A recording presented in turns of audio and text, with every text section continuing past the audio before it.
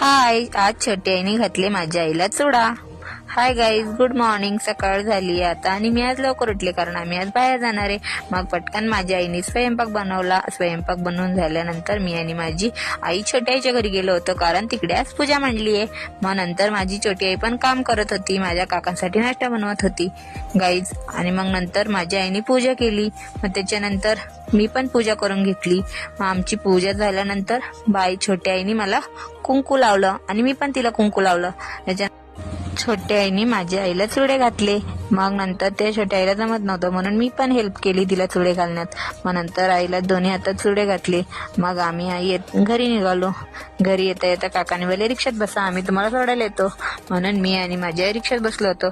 मग नंतर अल्केश पण आला होता गाईज. प्रतीक्षा पण आली होती माझी फ्रेंड. मग आम्ही तिघं गप्पा मारत बसलो. प्रतीक्षा बोलली जाते म्हणून पण बाय केलं. आता मी झोपते गाईज. Good night, bye.